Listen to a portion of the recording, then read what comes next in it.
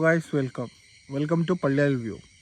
അപ്പോൾ ഇന്ന് നമ്മൾ ഉണ്ടാക്കാൻ പോണത് ഗ്രിൽ ചിക്കനാണ്. അതായത് റെഡും അതേപോലെ തന്നെ ഗ്രീൻ ചിക്കനും വെച്ചിട്ട് നമ്മൾ ഗ്രിൽ ചിക്കൻ ഉണ്ടാക്കാൻ പോയി ഒരു നോക്കുക അതിനെന്തൊക്കെ വേണ്ടത്. പിന്നെ ഇതിന് വേണ്ട സംഭവങ്ങൾ എന്ന് പറഞ്ഞിട്ടുണ്ടെങ്കിൽ നമ്മളെ ചുവപ്പ് മസാലയും പച്ച മസാലയും. ഇനി വൃത്തിയാക്കി വെച്ചിരുന്ന ഇറച്ചി എടുത്തിട്ട് പ്ലേറ്റിലേക്ക് മാറ്റി അതിൻ്റെ ശേഷം ഇതേമാതിരി നമുക്ക് എന്നിട്ട് നമുക്ക് അതേ പ്ലേറ്റിലേക്ക് നമുക്ക് ബാക്കി വന്നിരുന്ന ഇറച്ചി ഗ്രീൻ മസാല ഉണ്ടാക്കാൻ വേണ്ടി വെക്കുക. അതിന് വേണ്ടി ഗ്രീൻ മസാല തേക്കധികം ഇങ്ങനെ തേച്ചിട്ട് ഇങ്ങനെ ഇതിലിട്ടിട്ട് നല്ലോണം പരട്ടാം. ഓക്കെ, ഇതെൻ്റെ സീക്രട്ട് മസാലയാണ്. ഇതിൻ്റെ റെസിപ്പി വേണമെങ്കിൽ എനിക്ക് വാട്സപ്പിൽ കമൻറ്റ് ചെയ്യൂ. ഇതേമാതിരി ഇട്ടിട്ട് നല്ലോണം ഇങ്ങനെ മസാല എല്ലായിടത്തും ആക്കിയിട്ട് നമ്മൾ തേച്ച് കൊടുക്കുക. ഓക്കെ, തേക്കാം എല്ലായിടത്തും എത്തണം കേട്ടോ. പ്രത്യേക ശ്രദ്ധ, എല്ലാ മസാല എല്ലാ ഇറച്ചിക്കും എത്തണം. ഓക്കെ, ഇതാ പിന്നെ ബാക്കി വന്നത് ഇതേമാതിരി നമുക്ക് അങ്ങനെ വരണ്ടിട്ട് ഇതിലേക്ക് ഇട്ടിട്ട് നല്ലൊരു അടിപൊളി വിഭവം ഇന്ന് നമുക്ക് ഉണ്ടാക്കാം. ഓക്കെ, ഇപ്പം നമ്മളുടെ രണ്ട് മസാലയും അതായത് ചുവപ്പും പച്ചയും റെഡി ആയിക്കണം. ഓക്കെ, ഇനി ഇത് നമുക്ക് ഗ്രില്ലിൽ വെക്കാം. ഓക്കെ, അപ്പോൾ നമുക്ക് ആദ്യം ഗ്രില്ല് ചുടണമെന്നുണ്ടെങ്കിൽ നമുക്ക് കണൽ വേണം. അപ്പോൾ ഇതേമാതിരി നമുക്ക് കരി ഇതിലിട്ട് കൊടുത്തിട്ട് നമുക്ക് കത്തിക്കാം. ഈ തീ പിടിക്കാൻ കുറച്ച് ബുദ്ധിമുട്ടാണ്. അതുകൊണ്ട് നമ്മൾ ആദ്യം എന്താ ചെയ്യുക, കുറച്ച് ചിരട്ട കത്തിക്കുക. കുറച്ച് കർപ്പൂരം എടുത്തിട്ട് നമുക്ക് ചിരട്ട കത്തിക്കാൻ നോക്കാം. നമുക്ക് ചിരട്ട കത്തിക്കാം ആദ്യം.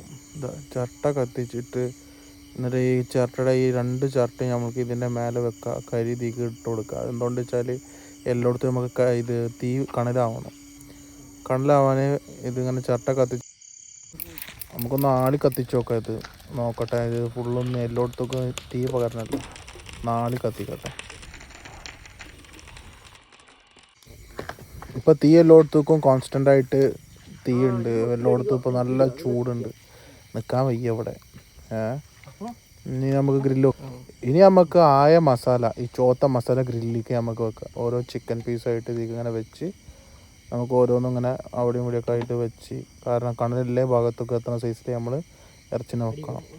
ഓക്കെ, അപ്പോൾ ഇങ്ങനെ വെച്ചതിൻ്റെ ശേഷം നമുക്ക് ഇതൊന്ന് മൂടാം. മൂടിയിട്ട് നേരെ നമുക്ക് നമ്മളായ കല്ലിൻ്റെ മുകളിലാണ്ട് വെക്കാം.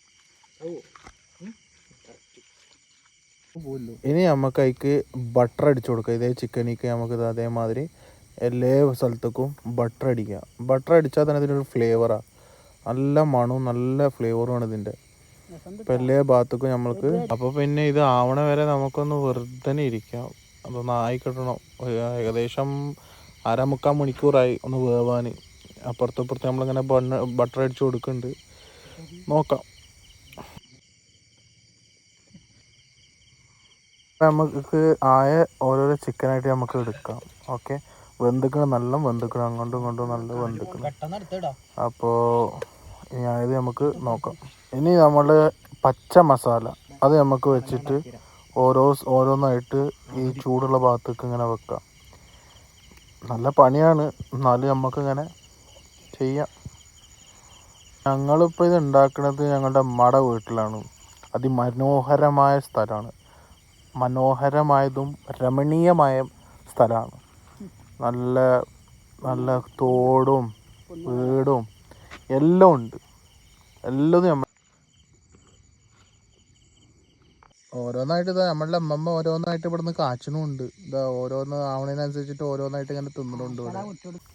എന്ത് രസമായി ഈ തോടിൻ്റെ അരികെ ഇരുന്നിട്ട് ഇങ്ങനെ ഇത് ചൂടാൻ. നല്ല കൊതും കടിക്കുന്നുണ്ട്. ഈ പുക ഉണ്ടായിട്ടൊന്നും കാര്യമില്ല, കൊതു നല്ല കടിക്കല. അപ്പോൾ നമുക്ക് എന്നാൽ ആയതെടുക്കാം കേട്ടോ.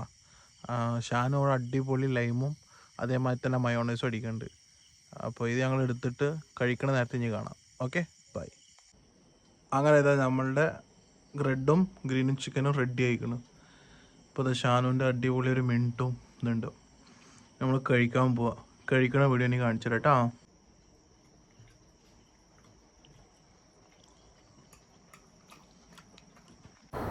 നല്ല രുചി, സൂപ്പറായിട്ടുണ്ടോ?